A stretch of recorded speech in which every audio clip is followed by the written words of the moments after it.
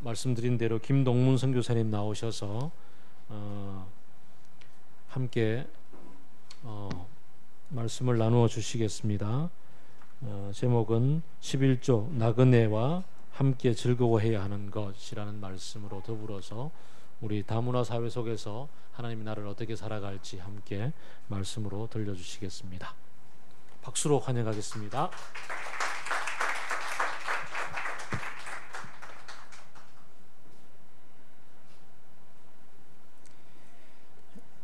제가 하나님 나라가 뭐죠?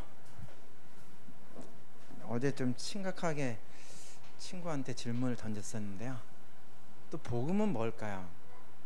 또 하나님 나라 복음, 무척이나 큰 이야기를 우리는 많이 합니다. 그래서 그런 많은 개념의 언어들이죠.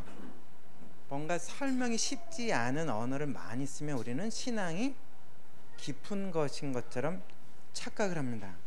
너도 그런 걸 알아? 근데 구체적으로 치면은 아무것도 없을 때가 있습니다. 하나님 나라 백성이 하나님 나라 복음으로 하나님 나라 백성답게 살아가는 것, 그것이 하나님 나라 백성의 삶이다라고 얘기하면 상당히 멋있죠. 근데 결국은 아무것도 말하지 않는 경우들을 종종 보곤 합니다. 혹시 유대인들은 하루에 몇 번씩 기도했죠? 예수님 시대 때 3번을 기도했죠. 그때 예수님께서 말씀하시기를 너는 이렇게 기도하라 라고 했을 때 그건 유대인들의 기도 습관을 바탕으로 해서 기도를 말씀하시면서 그때 말씀하셨던 기도의 핵심 내용이 주기도였습니다. 주기도의 내용의 또 다른 핵심은 무엇일까요? 너희가 너에게 빚진 자를, 여기서 말하는 건 죄가 아니라 빚이었습니다. 빚진 자를 탕감하여 주는 것 같이 라고 하는 것, 빚의 관계는 종됨의 관계입니다. 일상 속에도 빚이 있습니다. 수많은 빚이 있는데 현실 속의 빚은 자기 땅을 팔아야 되고 자기 집을 팔아야 되고 자기의 인신을 저당 잡혀야만 빚의 문제로부터 완전히 벗어날 수 없는 거지만 뭔가 얽매임의 그 하나의 영역이었습니다. 청년들의 채무관계, 대학생들의 채무관계, 가정의 채무관계, 가사부채, 수많은 부분들이 빚의 관계입니다.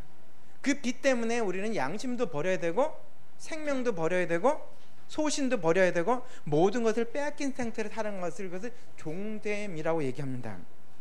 그러던 시절에 예수님께서 선포하셨던 핵심적인 말씀은 이사야서 61장 1절 이하에 나온 내용처럼 가난한 자에게 복음을 전하게 하시기 위해서, 즉 거기 눈먼 자, 볼 것을 보지 못하게 됐던 이들이 눈먼 자였습니다. 그 다음에 갇힌 자들, 자신이 자유롭게 움직일 수 없는 것, 그것이 무엇인가에 해서 얽매인 자들이 있었던 시절이 있습니다.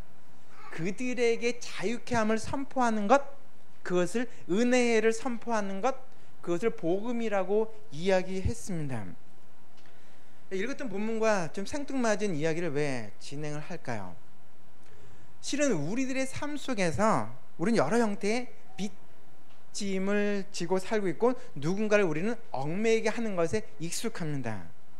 여러 형태의 억압관계들 속에 놓여지게 되는데요. 문득이나 구약은 신약의 함축적인 이야기보다 더 현실적이고 일상적이고 아주 소박한 언어로 쓰고 있습니다. 소위 말하는 구약에 등장하는 하나님 나라 백성들의 삶 속에서 중요한 것이 무엇이 있을까요? 안식일이 있습니다. 그리고 유대인들의 3가지 큰 명절이 있습니다. 그리고 11조라고 하는 것, 해마다 드리는 11조와 3년마다 드리는 11조, 그리고 안식년, 그리고 희년이라고 하는 여러 형태의 핵심적인 것들을 이야기하는데요. 그것도 추상적인 것이 아니라 아주 구체적인 단어를 쓴다면, 묘하게도 오늘 본문에도 우리가 읽었던 것처럼 너희 안에 거하는, 네 집에 거하는, 네가 살고 있는 성 안에 거하는 고아와 과부와 가난한 자들과 나그네들, 객들, 아니면 외국인들 이야기가 끊임없이 등장을 합니다. 오늘 읽었던 조금 달라 보이는 신명기 앞부분과 신명기 뒷부분의 메시지에도 바로 그 객들에 대한 이야기 나오죠. 나그네들, 외국인들에 대한 이야기 등장합니다. 그들이 마음껏 먹고 즐거워하게 하라. 그것이 해마다 드리는 11조와 3년마다 드리는 11조에도 보면 그 11조는 어떻게 보면 11조를 바치는 자의 노동의 결과인 것은 분명한데 그 노동에 참여하지 않은 고아와 과부와 가난한 자들과 외국인들이 그 11조로 인해서 마음껏 먹고 즐거워하게 하라라고 표현되고 있습니다. 또 그 비슷한 그 맥락 속에 등장하는 신명기 16장 이하에도 보면 세 가지의 큰 절기를 이야기합니다. 유월절과 칠칠절과 초막절이 언급이 되고 있습니다.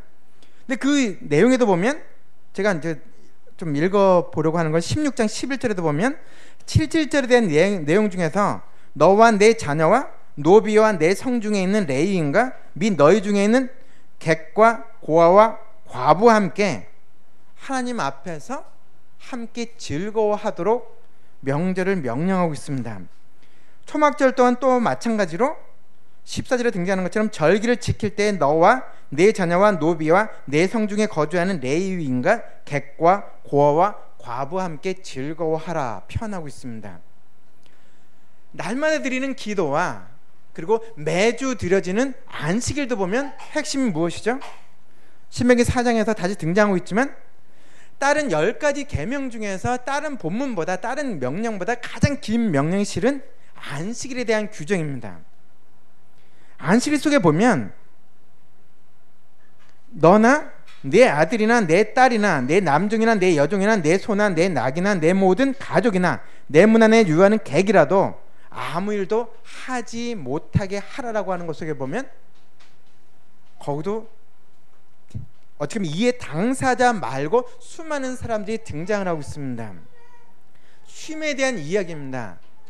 빚을 진 자는 쉴 수가 없습니다. 왜냐하면 빚쟁이의 독촉은 빚을 진 자의 생명을 위협하는 것이 현실 속에 등장하는데 안식이 선포된다는 것은 바로 빚의 굴레로부터 죄의 굴레로부터 종됨으로부터 자유케 되어지는 것을 표현하고 있습니다. 날마다 유대인들이 드리는 기도 속에 그리고 매주 맞이하던 안식일 속에 그리고 중요하게 맞이하던 3대 명절 속에 그리고 해마다 맞이하던 11조의 축제 속에 3년마다 맞이하던 또 다른 11조의 축복과 그리고 50년마다 맞이하던 신의 전통 속에 보면 나에 의해서 종됨으로 인해서 인신과 정신과 영적인 모든 것이 구속된 자들을 자유케 하는 것, 그것을 하나님께서 명령하신 법도고 규례로 등장합니다. 그것은 추상적인 것이 전혀 아니라 생각이 듭니다. 내가 누군가에게 채권자가 되어진다고 할 때 그것은 갑질입니다. 정신적으로도 우리는 갑질을 할 수가 있습니다. 누군가가 자유롭게 행동하고 판단하는 것을 우리는 내가 가진 여러 형태의 권력을 갖고서 그것을 억압하게 됩니다. 그렇게 될 때 그 한 개인은 소신 있게 양심과 자신의 판단을 망치고 아니면 빼앗긴 채로 자신의 마음도 드러내지 못하고 살아가게 하는 것, 그것이 바로 안식을 깨트리는 것이고 하나님의 율법을 깨트리는 행위라는 생각이 듭니다. 왜 날마다 주기도 속에 있는 내게 빚진 자를 탕감해 줄 것을 예수님께서는 가르치셨을까요? 왜 매주마다 안식일을 통해서 종과 주인이 동격이 되어지는 그것을 실천하도록 강제하셨을까요? 심지어는 비종교인들, 나하고 인종이 다르고 나하고 계급과 계층이 다른 이들조차 내 소산의, 내 수구의 열매를 무제한적으로 누리도록 하셨을까요? 거기에 하나님 나라 백성 아니면 그리스도인 아니면 하나님 자녀라 일컫는 이들의 삶의 핵심을 보여주는 것이라 생각이 듭니다.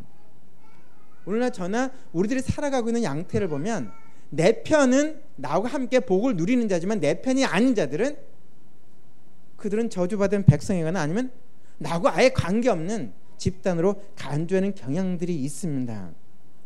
그러나 성경이 말하는 하나님 나라는 바울의 언어를 다시 빌린다면 헬라인이나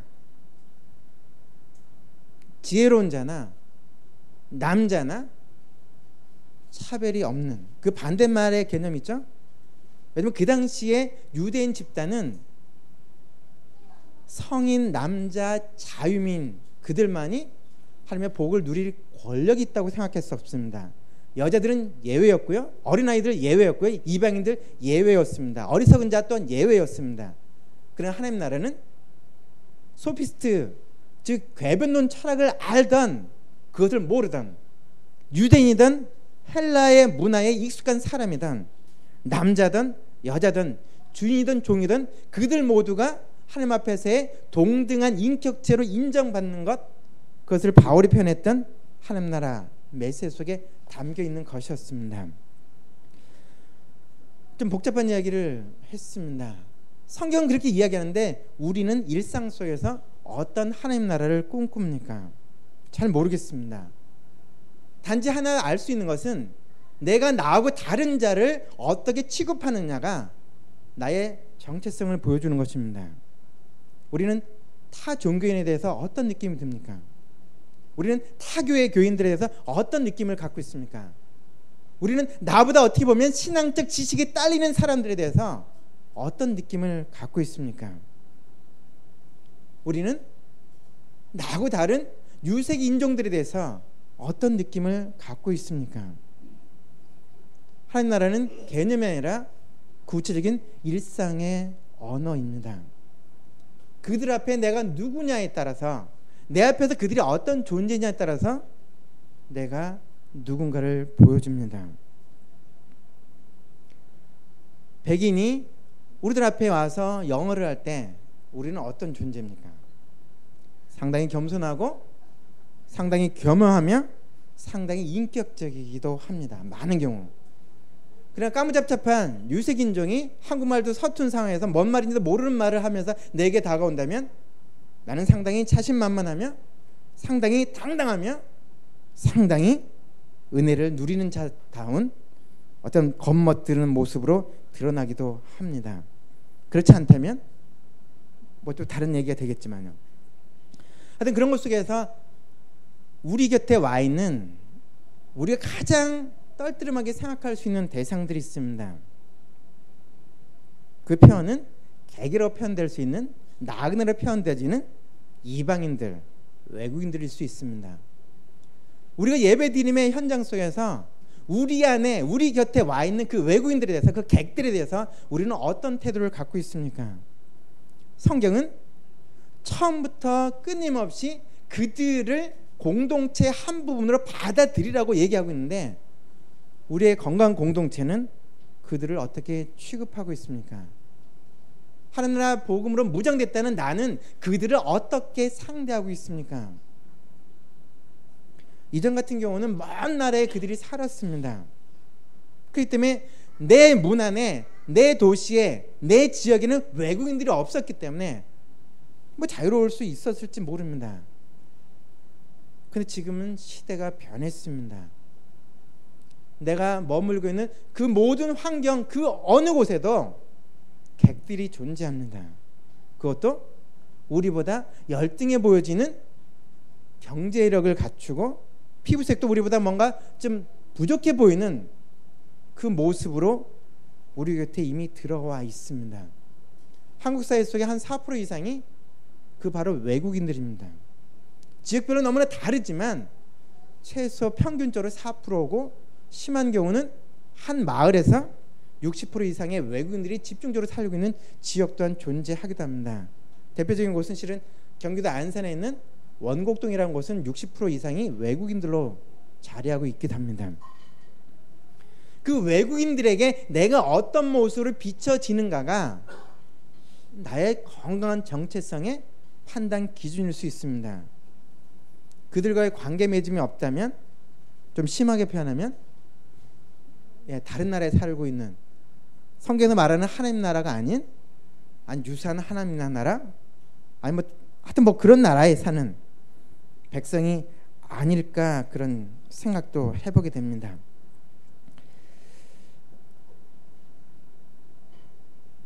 이전에 그 외국인들을 대학에서 누군가를 준비시켜서 해외로 보내곤 했었습니다. 그들이 전해져 오는 짧은 소식을 통해서 나도 하나님 나라의 확장에 참여하고 있다라고 하는 만족감 또는 아니면 살짝 그 보상을 받는 그런 경우들이 있었을지 모릅니다. 근데 지금은 그 영역은 사라졌습니다. 외국인들과 우리가 말하는 본토인들 사이에 장벽이 무너졌습니다. 소위 말하는 그런 타인들, 타국인들에 대해서 어떤 하나님 나라 복음으로 아니면 하나님의 마음으로 그들을 대하는 일들이 특별하게 선정되어진 특별한 사람들의 특별한 활동이었던 시대가 지금은 다 변했습니다. 누구나 어디서나 언제나 할 수밖에 없는 그 시대로 바뀌어 있는데도 불구하고 우리는 여전히 그들은 먼 나라 사람으로 취급하는 경우들이 있습니다. 몇 년 전부터 실은 5년이 넘었던 것 같고요. 그 요르단에 있으면서 한국 들어왔을 때 한국 안에서 무시당하는 외국인들, 특별히 무슬림들을 바라보면서 제 안에서는 두 가지의 마음이 들었습니다. 하나는 신실한 한국 기독교인들에 대한 거친 거부감이었습니다. 지가 조금 알면 뭐 한다고 왜 외국인들 저렇게 무시할까? 저들에 대한 끊임없는 혐오감을 쏟아낼까? 저들을 무시하기를 아무런 꺼리낌 없이 해야 될까? 특별히 저는 상대적으로 무슬림에 대한 그냥 집착, 애착이 있는 저 입장에서는 무슬림 알기를 폭력 집단 테러리스트로 바라보는 시선에 너무 힘들었습니다. 그 싸움은 그때도 됐지만 지금 또한 진행되는데, 얼마 전에도 인도네시아에 10년 이상을 사역하고 있는 나이만 저보다 많으신 한 목사 선교사로부터 저의 행동이 이슬람을 확산시키는 일을 하고 있으니 그 짓을 안 했으면 좋겠다라고 하는 건전한, 그분 나름대로 건전한 조언과 충고를 제가 받기도 했었습니다. 무척이나 고통스러웠습니다. 20년 전 아니면 25년 전에도 저를 보고 너는 이슬람을 전하는 무슬림 선교사라고 하는 호칭을 준 사람들이 있었지만 지금도 그들의 숫자는 오히려 늘고 있습니다.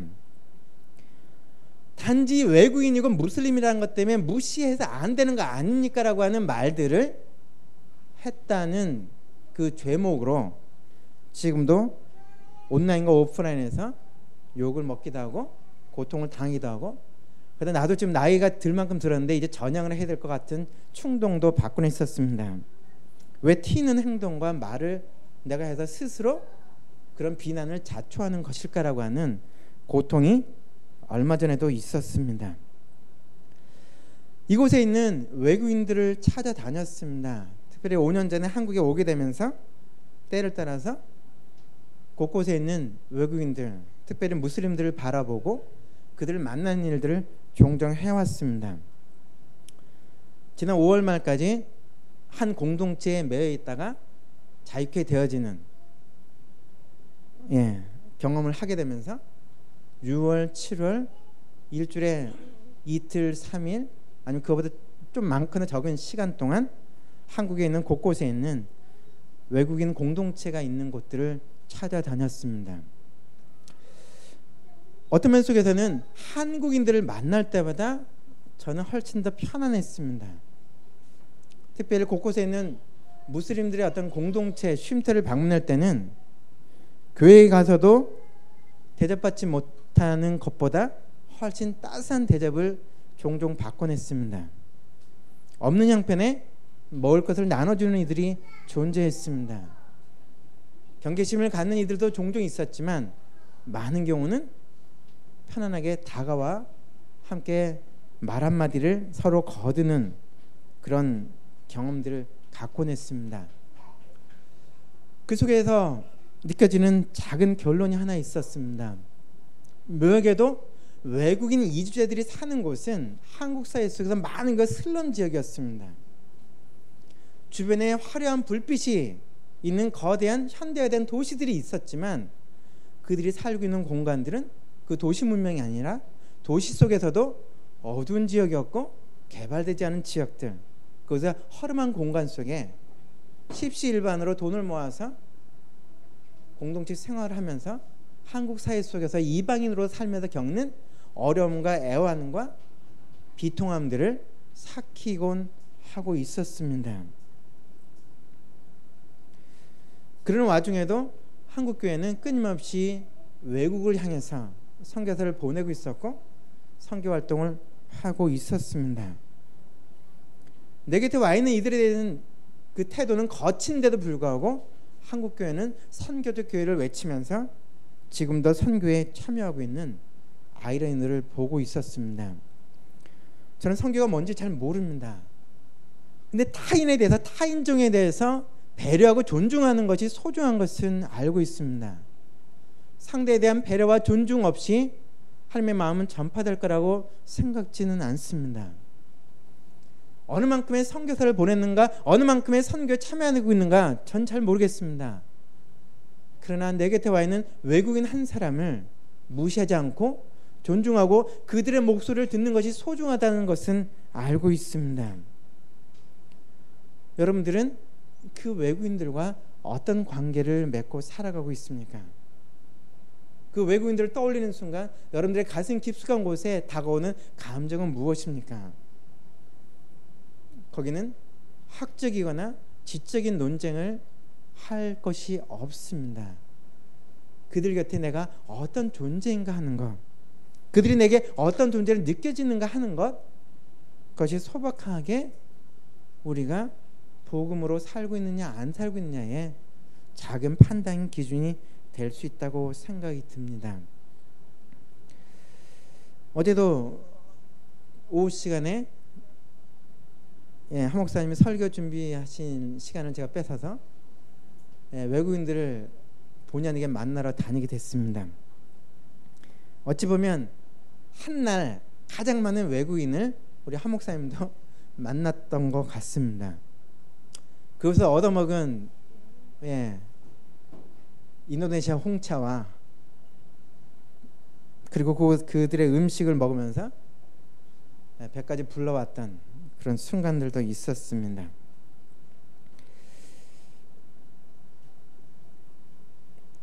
하나님 나라 복음, 그것은 거대한 이야기 같지 않습니다. 내 곁에 와 있는 외국인이 내게 어떤 존재인가, 그것만 판단한다면 나를 돌아볼 수 있을 것 같고 내가 속한 공동체와 한국교회를 짚어볼 수 있는 하나의 판단 기준이라는 생각이 듭니다. 물론 부산 시내 곳곳에도 외국인들이 존재합니다.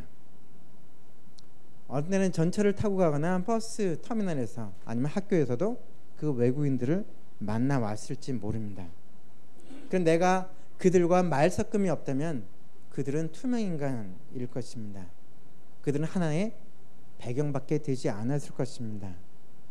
그럼 내가 그들에게 다가가서 말을 건다면 그들이 우리에게 들려줄 말들이 있을 것입니다. 그 말이 오고 가는 과정을 우리는 만남이라 이야기합니다. 그 만남이 이루어지는 관계를 우리는 우리라고 표현하기 시작합니다. 우리 안에서 주고받게 되는 교감들을 통해서 우리는 크던 작던 공동체, 하나됨 또는 서로 닮은 것들을 확인하는 시간들을 갖게 될 것입니다. 하나님 나라는 말섞음에서 시작되는 것 같고요. 하나님 나라는 서로의 마음을 나누는 것에서 시작되는 것 같습니다. 부산 시내 곳곳에 있는 두실 쪽에 있는 이슬람 사원 한 35년, 6년 됐던 사원 같고요. 그 주변 쪽에 하면 터키 식당 하나와 카사블랑카라고 하는 모로코 식당 하나가 존재합니다. 혹시 대학가 근처에서 케밥집을 보신 적 있습니까? 그래서 터키 케밥이라고 부르는 그 케밥이 존재합니다. 사상구에 있는 버스 터미널 뒤쪽으로 가면 거대한 몰리 쇼핑센터가 형성돼 있죠. 안 가보셨던 가보셨던 그쪽에 모텔촌이 있습니다. 모텔촌은 어기 쪽에 4-5개 되는 아시아 푸드마켓, 그냥 조그만 구멍가게 식품점들이 존재하고 식당, 소박한 식당이 3-4개 정도 존재하는 것을 사상구에서는 다문화 거리라고 부르고 있습니다. 정책적으로 다문화 거리를 만들었는데 모텔촌 귀퉁이에 자리하게 만들었습니다. 한국 공무원들의 다문화성 대단한 것 같습니다. 그 다음에 노포 쪽에 가거나 신평 쪽으로 가도 공단지역이 존재합니다. 곳곳에 공단지역이 들어가다 보면 거기서 허름하게나마 특정한 국가 출신들이 서로 뭉쳐서 십시일반으로 돈을 모아서 꾸며놓은 자그마한 공동체들 쉼터가 존재하기도 합니다. 부산을 좀 벗어나면 김해가 있습니다. 김해는 저보다 여러분들 더 많이 아시지만 전통적으로 경남 쪽에서 가장 대표적인 산업단지 공단지역이었습니다. 묘기도 김해는 외국인들 비율이 경남 쪽에서 가장 높게 등장을 합니다. 그쪽에 있는 동상동, 서상동, 부원동이라는 지역으로 들어가면 그 안에 안팎에 사는 사람들 숫자만 해도 부산 시내 전체에 살고 있는 외국인들의 숫자를 넘치게 차지하고 있기도 합니다. 70여 곳 정도 되는 외국인들이 경영하고 있거나 외국인들이 참여하고 있는 업소가 있습니다. 40개 넘는 식당들이 존재하고 구석구석에 우즈베키스탄어가 계속 들리고 한쪽 귀퉁에서 아랍어가 들리고 한쪽 귀퉁에서는 인도네시아 사람들이 인도네시아 말을 하고 있으며 건너편 쪽에는 방글라데시 사람들이 희한한 글자로 쓰여진 공간 속에서 서로 담소를 나누기도 합니다. 동시에 한국인들과 더불어서 서로 어색하지 않은 대화를 나누는 모습들이 한국말 대화가 아주 능숙하게 이어지고 있는 공간들도 있기도 합니다. 제가 돌아다녔던 여러 지역이 있었지만 김해에 있는 이름하여 다문화 거리는 가장 인격적이었습니다. 거기는 김해 시내에서 가장 중심지에 자리 잡고 있습니다. 그리고 김해의 종로거리라고 부르는 곳이고 요즘 로데오거리라고 하는 것을 부르는데 소위 말하는 슬럼 지역도 아니고 현지인들로부터 배척당한 외곽 지역도 아닌 그들의 중심지에 다문화 거리가 자리하고 있으며 한국인과 외국인들이 함께 자연스럽게 뒤엉키고 있는 모습을 볼 수가 있었습니다. 그것이 인위적으로 조성된 것 같은 느낌도 크게 없었습니다. 행정적인 지원을 했지만 이미 형성되어 있는 것을 조금 더 다듬어주는 그런 형태를 보면서 상당히 독특하게 생각이 들었습니다. 실은 김해는 김해 김씨의 근거지이기도 하지만 고대 때부터 가락 왕국 때부터 아니면 신라의 가락국이 편입될 때부터 전통적으로 다문화 문명을 갖고 있었습니다. 신라는 다문화 체제였습니다. 경주 쪽에도 존재하지만 지금은 그렇지만 인도나 아라비아 반도에서나 중앙아시아 사람들이 함께 뒤섞이면서 한반도에 정착하면서 함께 다양한 민족들이 한 나라를 형성해서 살아왔던 공간이기도 합니다. 혹시나 여러분들의 족보를 들춰보시다 보면 여러분들이 본토인이 아니었다는 사실 때문에 충격을 받을지도 실은 모릅니다. 한국민들의 본토 원래 기본 성씨의 절반 정도가 외래 성씨입니다. 이주자들의 후손들입니다. 혹시나 그 조상들의 흑역사가 궁금하시면 나중에 개인적으로 만나 주시면 짚어줄 수 있습니다. 덕수장씨 장동건으로 대표되는 아랍 왕자스러운 그 집안도 아랍 쪽에 핏줄이 흐르고 있습니다. 상당히 다른 느낌이죠. 장치 없으시죠? 고급스러운 귀태가 나는 그 집안은 본토 핏줄이 아닙니다. 하여튼 그곳에서 그 오래전 1500년 전에 다문화 공동체가 한 나라를 형성해서 함께 살았던 그곳에 오랜 시간이 지난 지금 또 수많은 민족들이 함께 모여져서 자연스럽게 하나의 마을을 형성해 나가는 모습들을 보면서 참 재밌다 싶은 생각이 들었습니다. 여러분들이 어느 만큼의 하나님 나라 복음으로 살고 있는지를 점검하는 좋은 계기는 내가 외국인에 대한 나의 감수성이 어느 정도인가를 통해서 검증할 수 있습니다. 외국인에 대한 거부감이 클수록 나는 하나님 나라 백성이 아니라고 하는 것이 될 수도 있습니다. 너무 거친 편일지 모르지만 그들에 대한 친숙도를 높여가는 과정이 나의 일상 속에서의 하나님 나라 공동체의 건강성을 진단할 수 있는 그런 좋은 계기일 수도 있을 것 같습니다. 오후 시간에 참여해달라고 이렇게 모객을 해야 되는 건지 모르지만 그래서 여러분들이 살고 있는 캠퍼스와 일터와 마을과 그리고 일상 공간 수많은 공공 장소 속에서 우리는 외국인들을 만나고 있습니다. 그들은 바로 우리들의 건강성을 진단해주는 좋은 대상들입니다. 내가 하나님 나라를 알고 있느냐, 내가 복음을 알고 있느냐, 그 판단을 해볼 수 있는 좋은 기회. 그것이 바로 내 곁에 있는, 내 안에 있는, 내 옆에 있는 외국인들이 내게 어떤 존재가 되어지고 있는가, 그것일 수 있습니다. 오늘 오후에 혹시 이제 참여하시게 될 분들이 있다면 어찌 보면 비행기 타지 않고도 외국인들을 만날 수 있으며 한국말을 들쓰고도 외국인들을 만날 수 있는, 그리고 내가 상대의 언어를 못해도 서로 소통할 수 있는 가능성이 있다는 것부터 평소 생각지 못했던 여러 가지들을 경험해 볼 수 있을 것 같습니다.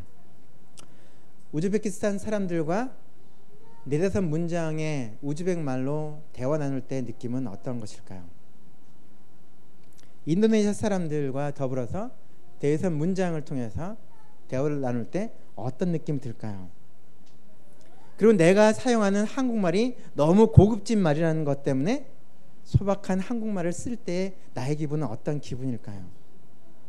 저는 어제 인도네시아 그 양산에 있는 인도네시아 공동체 쪽을 갔을 때 제가 어느 순간 제 친구인 하 목사님한테 제가 존댓말을 쓰고 있는 저를 발견할 수 있었습니다. 왜냐면 인도네시아 사람들하고 이렇게 말을 높여서 얘기하고 있다 보니 옆에 있는 한국 사람한테도 제가 한국말인데도 높임말을 하고 있는 저를 보면서 내가 왜 말투가 이렇게 변했지라는 순간적인 이상한 생각도 들었었는데요. 하여튼 그런 부분들, 또 하나는 그냥 외국인들 그냥 외국인이었는데 저 사람들은 중앙아시아 쪽 사람들 같아, 저 사람은 말레이시아 사람 같아, 저 사람은 인도네시아 사람 같아, 저 사람은 방글라데시에서 온 것 같아 라고 하는 그런 예측 가능한 경험들, 그것들까지 해볼 수 있다는 것도 재미난 경험이 될지 모르겠습니다. 그렇게 나라별로 지역별로 그 외국인이 구별되는 순간 지금의 어떻게 보면 투명인 같은 존재들과 내가 뭔가 관계를 맺고 있다는 사실을 우리는 볼 수 있을 것입니다. 왜냐하면 상대가 누군지를 알게 될 때 우리는 그 안에서 교감을 나눌 수 있는 것이기 때문입니다. 이제 외국인이 그냥 외국인이 아니라 어느 지역 출신의 한국에 살고 있는 또 다른 민족이라는 정도의 좀 더 구체적인 어떤 느낌으로 그들을 묘사할 수 있다면 너무 좋을 것 같습니다. 조금 오늘 그 말씀과 좀 거리가 있는 거지만 어제 그 1시 반인가 부산대에서 팔레스타인 이슈를 갖고서 요르단 그 여성이 와서 한국말로, 그것도 유창한 한국말로 강연을 했었습니다. 왜냐면 그 강연했던 그 강사로 와 있는 그 여성이 요르단에서부터 알고 있는 그런, 그 당시에 학생이었죠. 진짜 뒷모습만 보면 그냥 한국 사람입니다. 소리만 들어도 한국 사람입니다. 한국 사람보다 한국말을 잘하는 사람들이 실은 많습니다.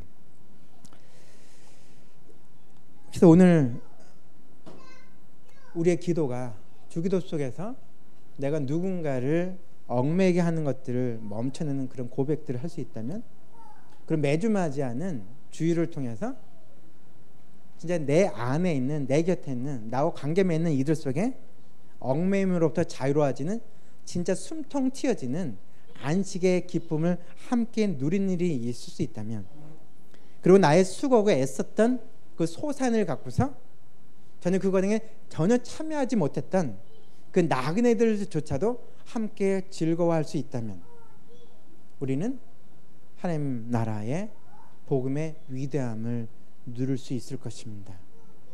그리고 그것을 두루뭉실한 개념 속에서가 아니라 나의 구체적인 일상 속에서 살아내는 것이 될 수 있을 것입니다.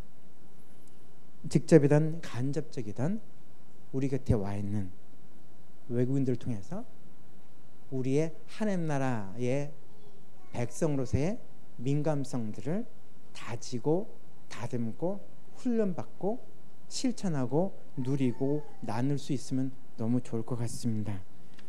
잠깐 기도하겠습니다. 모든 족속과 나라와 방언과 민족들을 모아서 하나님 나라 이루시고 함께 모여서 그 하나님 나라의 아름다운 것을 누리고 살아갈 수 있도록 우리를 부르셔서 감사를 드립니다. 우리의 일상 속에서도 바로 그런 민족과 인종의 경계를 넘어서서 하나 되는, 또 하나 되어지는 기쁨들을 누릴 수 있기를 원합니다. 한국 사회 속에 차오르고 있는 이 땅의 이방인들도 이 땅 속에서도 주님이 주시는 숨통 튀어지는 삶의 아름다움들을 누릴 수 있도록 도와주시옵소서. 예수님의 이름